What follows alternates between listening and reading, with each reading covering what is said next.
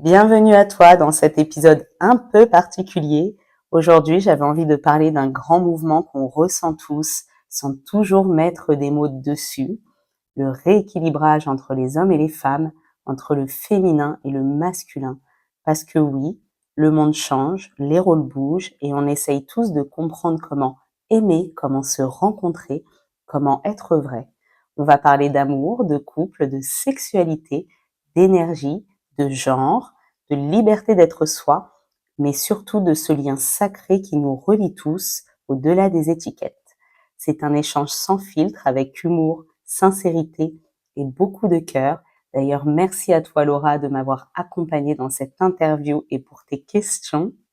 Alors installe-toi confortablement, respire un bon coup et laisse-toi traverser par cette conversation qui, je l'espère, te fera réfléchir, sourire et peut-être même te permettra de comprendre des choses. C'est une vraie problématique de positionnement dans le rôle de l'homme et de la femme. Mais en fait, dans l'ici et maintenant, on oublie par où est-ce que l'homme et la femme sont passés. Il faut quand même se rappeler que pendant des siècles, l'homme avait la place du pouvoir, même si ça va pas forcément plaire à certains que je dise ça, mais c'est la réalité. Pendant des siècles, l'homme a tout dirigé. C'est lui qui prenait les décisions sur ce que le foyer devait faire, sur ce que la société devait faire ou mettre en place. C'est lui qui allait à la conquête des territoires, c'est lui qui allait à la conquête du matériel. Et c'est lui en plus qui faisait vivre le foyer par ses démarches. La femme, pendant tout ce nombre d'années, elle était dans l'attente des démarches de l'homme. Donc, elle, son rôle, il était alors loin d'être simple. Il était en tout cas clair. Elle était là pour s'occuper du foyer, elle était là pour s'occuper de son mari, de ses enfants. En gros, l'homme, il faisait 80% du travail extérieur, je dis bien, et la femme, elle, son rôle était établi. C'était, je suis à la maison, je m'occupe de mon foyer, je m'occupe de mon mari, et j'ai pas d'autres choses à mettre en place pour pouvoir être accomplie. En fait, là, en quelques décennies, une cinquantaine d'années environ, la femme a décidé de se choisir. Donc ça a commencé par pas mal de choses, le droit de vote des femmes et plein d'autres choses, le fait qu'elle commence à travailler et puis faire autre chose que de rester dans le foyer. Donc ça fait pas si longtemps que ça. Ça fait pas si longtemps que ça qu'elle a décidé de se choisir et de mettre en place des choses pour elle-même. Donc de s'assumer, de s'élever. Donc c'est vrai qu'aujourd'hui, l'homme peut avoir une problématique de positionnement parce que il est obligé de se réadapter. En fait, c'est pas qu'il est pas ok avec le fait de s'adapter, mais c'est juste que on lui laisse pas le choix. Si je dois donner un exemple qui peut, je pense, parler à tout le monde, c'est comme s'il y avait une personne dans un magasin qui gérait tout le magasin, qui était responsable de ce magasin, et du jour au lendemain, il y a son supérieur qui vient le voir pour lui dire bon écoute, à partir de la semaine prochaine, il y a un deuxième responsable de magasin qui arrive. Forcément, en fait, le premier il va être dans le questionnement, merde, pourquoi, qu'est-ce que j'ai fait pour pouvoir avoir quelqu'un d'autre entre guillemets dans les pattes, et comment est-ce que ça va se passer. Donc il va falloir quand même un laps de temps pour que chacun trouve sa place, même si le deuxième est très bon, le premier va se sentir en concurrence forcément en fait. Et au bout d'un moment, voilà, chacun va réussir à trouver son positionnement et ça donnera une union qui pourra même être une force plutôt qu'une compétition, quoi. Et dans la relation amoureuse, tu trouves que ce rééquilibrage change quoi? Ah il va changer beaucoup de choses parce que avant les rôles étaient bien établis. Donc il n'y avait pas besoin de s'adapter ou de rééquilibrer parce que de toute façon, c'était comme ça, c'était pas autrement. Aujourd'hui, on est un petit peu dans une relation où on doit être égal à égal, mais à côté de ça, il y a quand même cette ADN, j'ai envie de dire, qui est bien ancré, qui fait qu'il y a quand même une espèce d'instabilité. Un exemple basique, il y a les femmes qui veulent être vraiment indépendantes sur le plan financier, mais quand elles vont être avec quelqu'un, elles vont quand même avoir besoin que la personne, enfin en tout cas dans la généralité, attention, hein, je parle vraiment de généralité, mais il y a toujours des cas à part, mais souvent je veux mon indépendance financière, mais je veux aussi que la personne avec qui je partage ma vie soit suffisamment équilibrée sur le plan financier, parce que j'ai quand même besoin de me sentir en sécurité. Alors qu'à la base, cette histoire de protecteur, avant c'était l'homme, c'était pas la femme, donc il y a quand même des choses qui restent ancrées. Euh, sur un autre exemple, on va parler de tâches ménagères, par exemple, où tu vas avoir la femme qui va bourrer le crâne à son mari pour qu'il puisse participer aux tâches ménagères, par exemple. Mais quand il le fait, et ben souvent elle vient là et elle contrôle quoi. Elle contrôle est-ce que c'est bien fait parce que dans son ADN à la base c'était son rôle. Donc ça crée oui en effet un espèce de rééquilibrage à faire petit à petit. En gros, c'est comme si chacun venait tâter le terrain. Donc il y a l'homme qui sait aujourd'hui qu'il est plus là pour tout contrôler parce que même s'il y en a encore certains qui l'ont pas compris, mais il sait. Donc du coup, il avance à tâtons. Bon, est-ce que je fais bien ou pas là? Est-ce qu'elle va venir me casser les bonbons ou pas? Et à côté de ça, il y a quand même la femme qui veut plus se perdre dans ce rôle enfermé.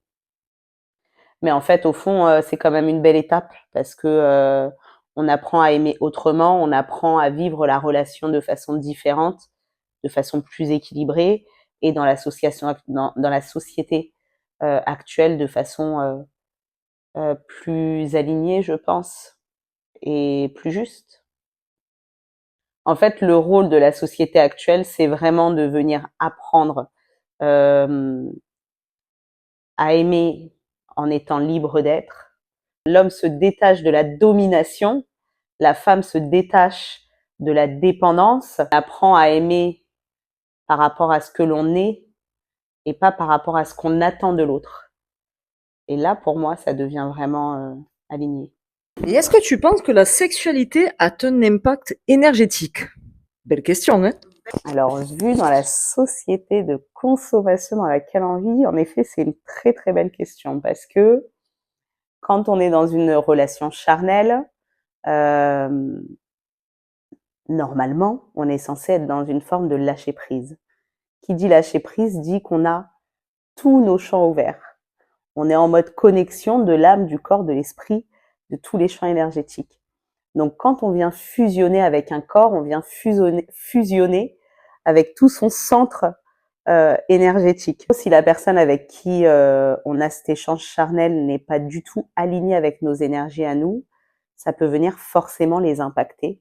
Ça peut créer un déséquilibre énergétique. Donc on peut ressentir une fatigue, on peut ressentir un désalignement sans savoir vraiment d'où ça vient.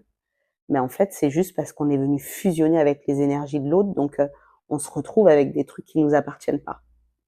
Mais après, à l'inversement, si c'est justement une relation où les énergies sont assez similaires et qu'on vient fusionner, bah, en fait, au contraire, ça peut au final apporter quelque chose de beau, d'aligné, et on peut en ressortir même mieux en fait, hein, super heureux, super épanoui, parce que les deux champs se sont mélangés et ça crée une espèce d'harmonie.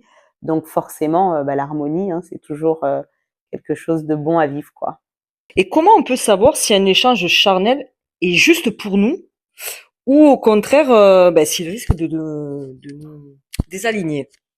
J'aime vraiment cette question parce que pour moi, il y a tout qui se sent.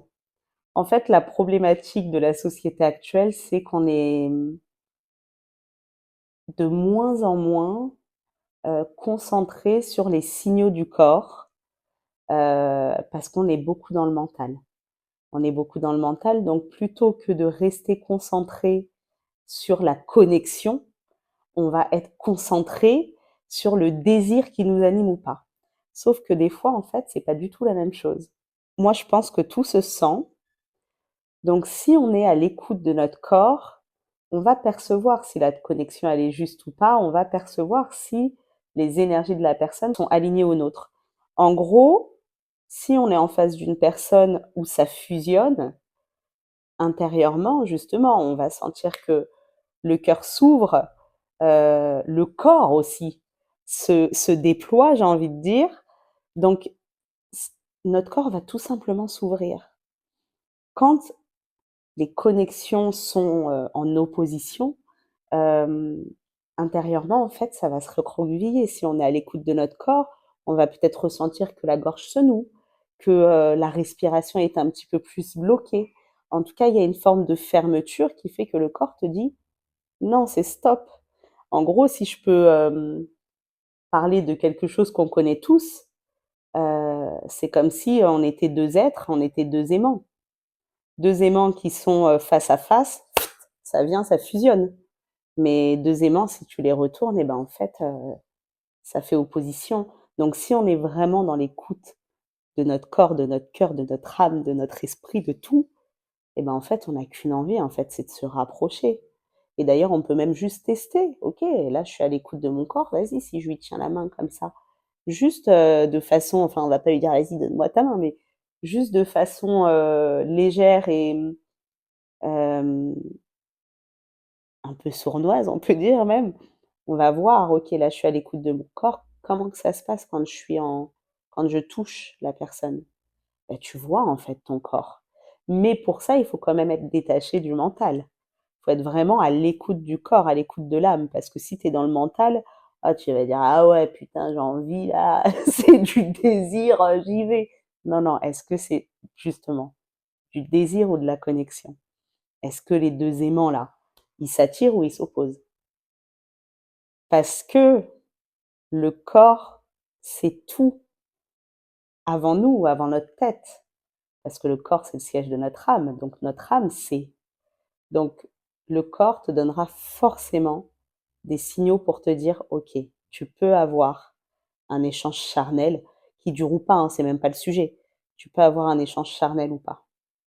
Alors là, nous avons une question, mais pépite. Et je pense que plusieurs l'attendent et vont être intéressés en tout cas. Pourquoi, selon toi, l'amour est-il devenu si éphémère aujourd'hui? Alors en fait, tout simplement parce que avant, il n'y avait pas de sujet en vrai. Tu n'avais pas le choix. Enfin, oui, entre guillemets, parce que voilà, tu te mariais, tu avais ton mari, tu avais ta famille, c'était comme ça, c'était pas autrement, parce que la société faisait que le divorce était mal vu, que si tu avais plusieurs partenaires, tu étais mal vu. Euh, Aujourd'hui, la relation amoureuse, c'est devenu un choix. Le partenaire ou la partenaire que tu choisis, c'est un choix. En gros, l'amour aujourd'hui, la relation amoureuse, ce n'est plus un devoir, c'est une quête de sens. Sauf que aujourd'hui, le peuple mélange un petit peu tout. On le sait, hein, on est dans une société de surconsommation et donc beaucoup confondent justement l'amour et l'expérimentation. Bien entendu qu'on doit expérimenter, mais l'expérimentation, c'est pas uniquement passer d'une relation à une autre. C'est aussi pouvoir vivre des périodes compliquées, j'aime pas forcément ce terme-là, mais on va dire ça, ensemble, expérimenter ensemble pour voir si derrière ça peut donner quelque chose de plus aligné. Aujourd'hui, l'humain veut de la passion, j'ai le t-shirt pour, veut du feu, veut être animé.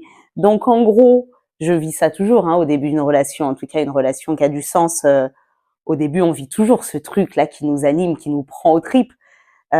Sauf que forcément, ça peut pas être comme ça tout le temps. Ben, sauf qu'en fait, ça fait le pic, ouf. Et après, une fois que ça commence à redescendre un petit peu, ce qui est normal, hein, et ben du coup, on se dit quoi? On se dit ah ouais, ça y est, ça m'anime plus, je me barre, je vais chercher ça ailleurs. Mais sauf qu'en fait, c'est pas ça l'amour. En fait, dès que cette relation devient, on va dire, inconfortable, ou dès que elle te pousse à aller dans un espèce de travail intérieur, plutôt justement pour le coup d'aller expérimenter le pourquoi est-ce que ça vient faire vivre quelque chose à l'intérieur de moi d'inconfortable, eh ben, la plupart des gens, qu'est-ce qu'ils font? Je fuis. Donc, en vrai, est-ce que fuir une relation qui devient légèrement inconfortable, instantanément, hein, je veux dire, est-ce que c'est pas fuir une partie de nous-mêmes?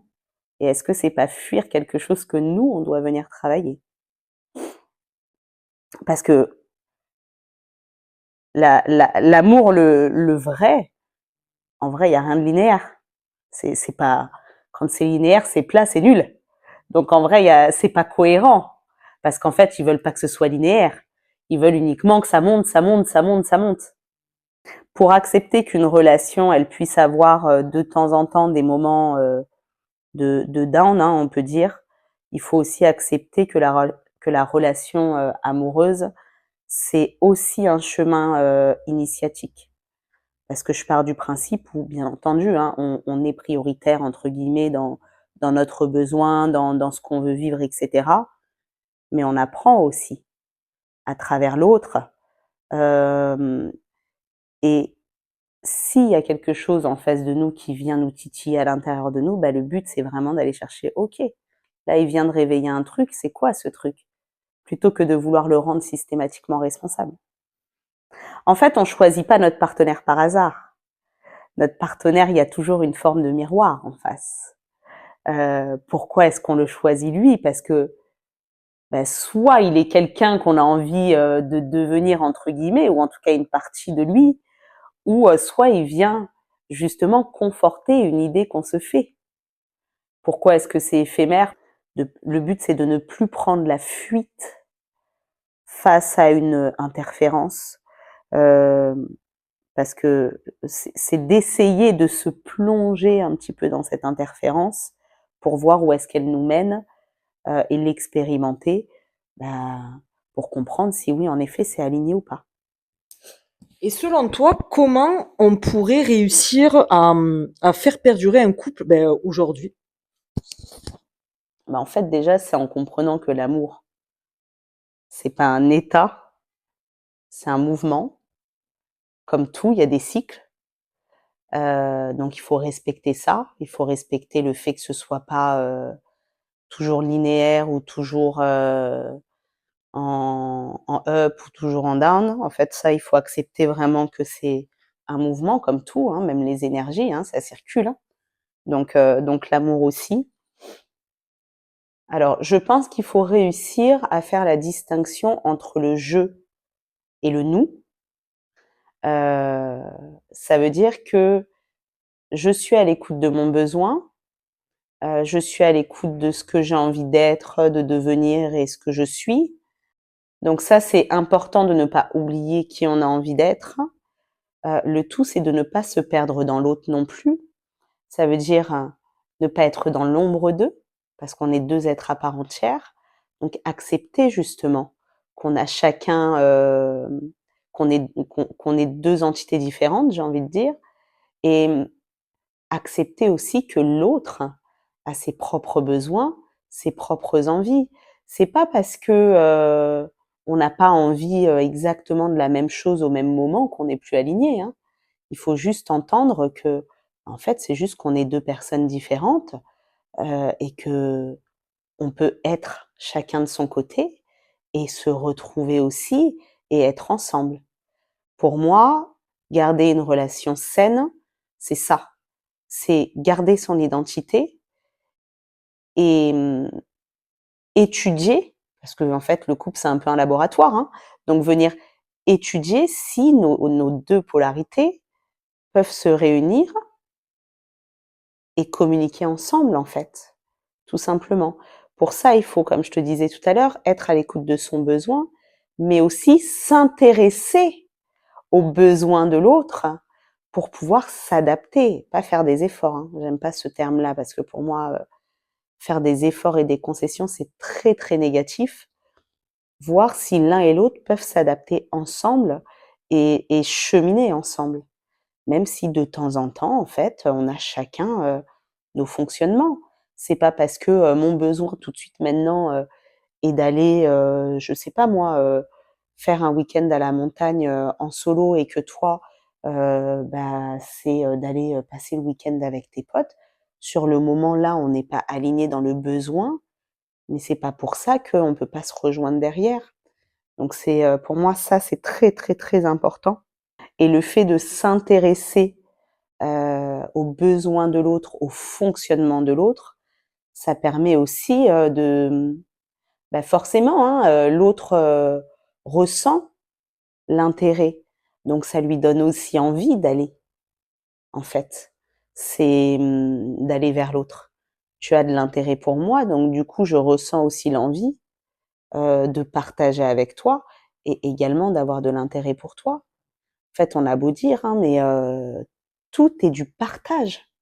Même si tu donnes pas pour recevoir, oui, d'accord, mais ça n'empêche que si c'est toujours la même personne qui fait le pas vers l'autre, au bout d'un moment, cette personne-là, elle va ressentir le déséquilibre. Et pour le coup, bah, en fait, il y aura plus de retour en arrière. Donc, pour moi, pour faire perdurer une relation, il faut que ce soit un partage constant dans tout. À côté de ça, pour faire perdurer une relation, heu, il faut en fait, il faut pas voir l'autre comme ton sauveur. Il faut pas voir l'autre, comme la solution, à tes problématiques. L'autre peut t'accompagner, mais il peut pas te sauver. Ça, c'est, à partir du moment où, tu regardes l'autre et tu te dis: «Ah oui, bah, tu vois, grâce à lui». Non, c'est pas grâce à lui. C'est toi qui as vu quelque chose qui a déclenché en toi et qui fait qu'aujourd'hui, tu as envie de faire différemment. C'est pas l'autre qui doit, te tenir par la main et te dire: «Allez, maintenant on fait». Par exemple, je sais pas moi, tu as une problématique, enfin la problématique du siècle avec l'abandon. Eh ben écoute, tu as cette problématique avec l'abandon, ah bah, ah tu vois, je lui donne la main, je suis avec lui, grâce à lui, je me sens plus abandonnée. Ben non, en fait, parce qu'à l'intérieur de toi, en fait, tu vas vivre avec ce truc-là en te disant: «Ah ouais, mais si demain il me quitte, en fait, il m'abandonne». Ben non. L'autre, il est pas là pour venir combler un manque. Il est là pour venir, marcher à nos côtés. Il est là vraiment pour venir t'accompagner et te permettre de régler ce manque, mais par toi-même. Pourquoi est-ce que je ressens un manque? Qu'est-ce qui vient m'apporter aujourd'hui, lui, pour que je ne ressente plus ce manque? Ah putain, ok, il m'apporte ça. Bon bah comment est-ce que par moi-même, je peux venir combler ce manque? Parce que tu viens comprendre ce que l'autre aussi t'apporte, mais il vient t'aider. Il vient pas le faire à ta place. Voilà, c'est un soutien. À côté de ça, pour que la relation elle perdure, il faut aussi que chacun réussisse à comprendre sa part de responsabilité dans chaque problématique. Parce que tout le monde a tendance à dire que c'est l'autre, c'est l'autre, c'est l'autre, c'est l'autre. Ouais, d'accord, ok. Bon, peut-être que là, il a fait une connerie. Je sais pas, on va parler de l'infidélité. Ok, il a été voir ailleurs. En effet, c'est un connard. C'est quoi ta part de responsabilité là-dedans? Bah, par exemple, si t'es resté, bah, ta part de responsabilité, c'est peut-être d'y être resté. Ok, bah si tu y es resté, bah pourquoi tu y es resté? Donc, bah, peut-être que tu y es resté parce que tu te considères pas. Bah, pourquoi tu te considères pas? Donc, le fait de comprendre sa part de responsabilité, pour moi, ça vient aussi créer un équilibre dans la relation et donc ça, l'équilibre forcément va permettre de faire perdurer. Voilà. Bon là, du coup, on va passer sur un autre sujet, intéressant aussi, mais différent. On entend beaucoup parler de genre, de fluidité, de non-binaire. Toi, tu vois ça comment?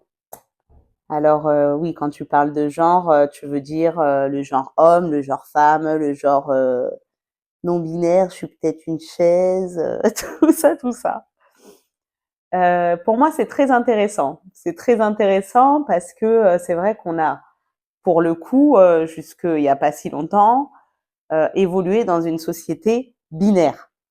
Toi, t'es un homme, toi, t'es une femme. Enfin, il n'y avait pas d'histoire de genre. Aujourd'hui, en fait, beaucoup de gens se rendent compte que c'est bien plus subtil que ça. Et c'est d'ailleurs, je pense que c'est pas un sujet si différent.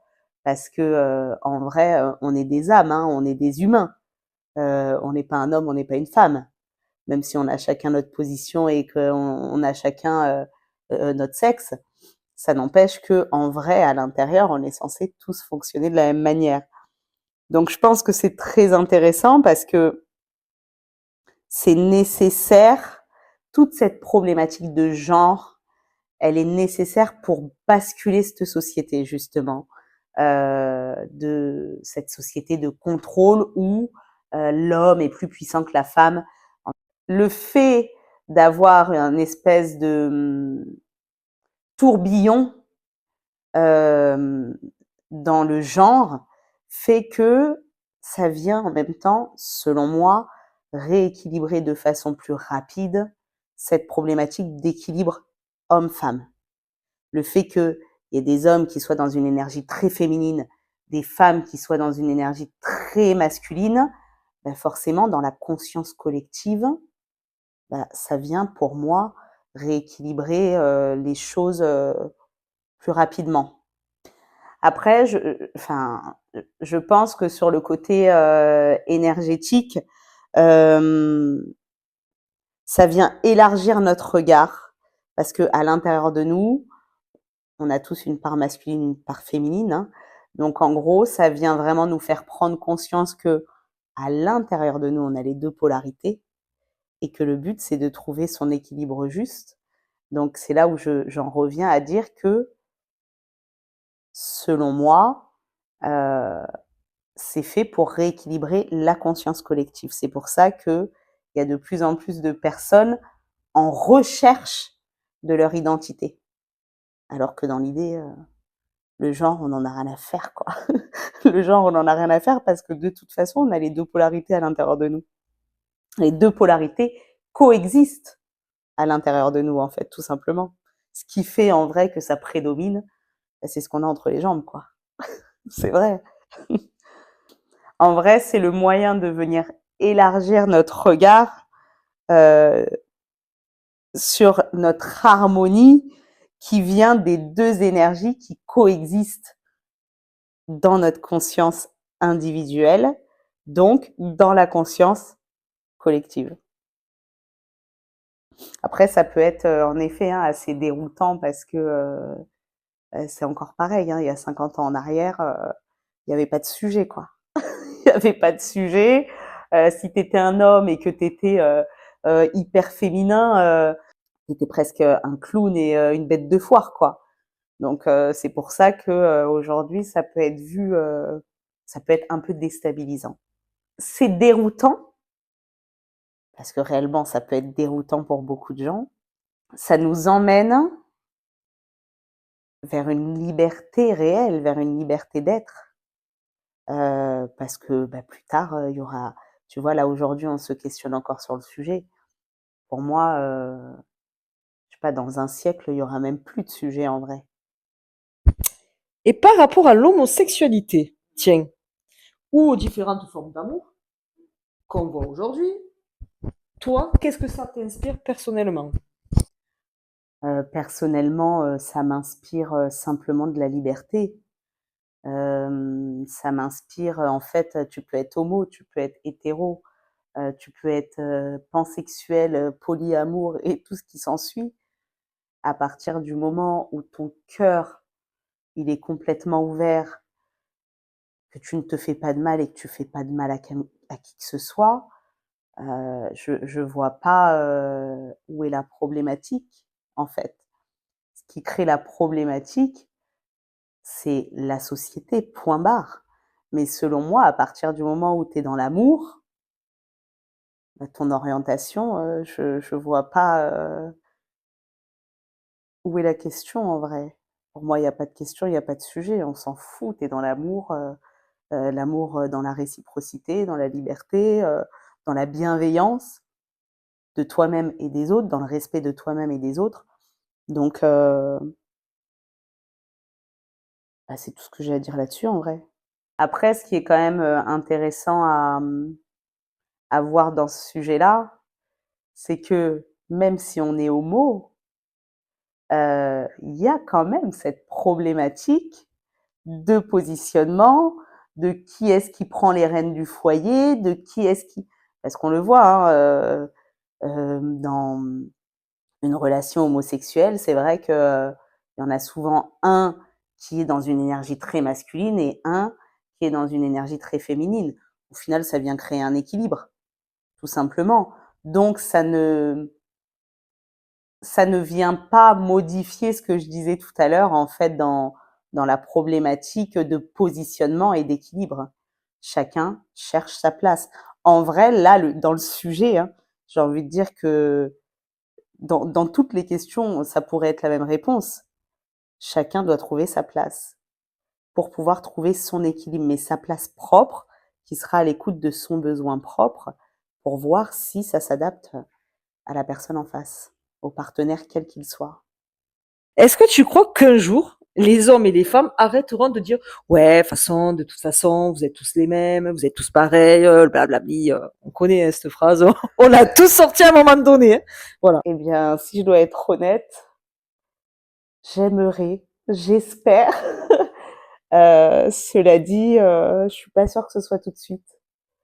Parce que comme je l'expliquais tout à l'heure, pour ça, il va falloir prendre sa part de responsabilité, arrêter de se victimiser, parce que en vrai, c'est facile de dire ça. C'est facile de dire ça, c'est facile d'avoir une croyance profonde en se disant ouais, de toute façon, les mecs sont tous cons.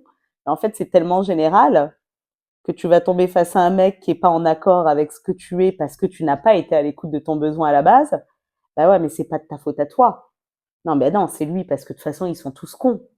Tu vois? Donc en vrai, ok. Mais pourquoi pour toi ils sont tous cons? Et du coup, pourquoi est-ce que tu t'es pas écouté à la base dans ton besoin? Parce que il est ce qu'il est. Et si t'as pas eu, enfin après, il y a des bons manipulateurs, mais il est ce qu'il est. C'est pas qu'il est con, c'est peut-être tout simplement qu'il fonctionne pas comme toi. Mais si tu avais été à la recherche de ce qu'il est au fond, bah, peut-être que tu n'aurais pas eu ce truc où je te dis bah ouais, mais de toute façon ils sont tous les mêmes. Cette phrase-là, elle est archi bloquante, mais c'est un vrai frein. Hein. Mais à côté de ça, on va dire qu'elle permet de rassurer les croyances limitantes à l'intérieur de chacun. Ok, je suis une pauvre victime qui me fait avoir uniquement par des connards. Bah, peut-être que si tu attires que des connards, c'est peut-être parce que tu estimes que tu mérites ça. En vrai. Si dans ta croyance limitante, tous les hommes sont des connards, et en plus de ça, je suis tombée que sur des connards, donc peut-être qu'à l'intérieur de moi, je mérite que des connards. Ça fait partie de ma croyance profonde. Donc je vibre ça. Pourquoi tu mériterais que des connards? Donc tu peux te poser la question, en effet, de pourquoi est-ce que je mériterais que des connards? Parce que forcément, si tu le vibres, eh ben, tu l'attires. Et si, en plus de ça, ça fait partie de ta croyance limitante profonde de je mérite que des connards, eh ben, quand tu vas tomber face à une relation saine, eh ben, à l'intérieur, ça va créer un désaccord. Mais merde, c'est qui ce mec? Je suis pas face à quelqu'un de sain. Donc merde, il est pas du tout en accord avec ce que je vibre. Donc tu sais quoi, je vais aller me concentrer sur ce qui va pas. Donc au final, ça permet aussi, tu vois, de pas aller encore une fois dans un travail intérieur, dans un travail profond. C'est de la victimisation. Donc j'aimerais, pour répondre à ta question, que ce genre de phrase puisse s'envoler. Est-ce que l'humain tout de suite maintenant est prêt à ça? Ben, je l'invite justement à être prêt à ça, à travailler le pourquoi est-ce que je pense que c'est tous des connards, quoi.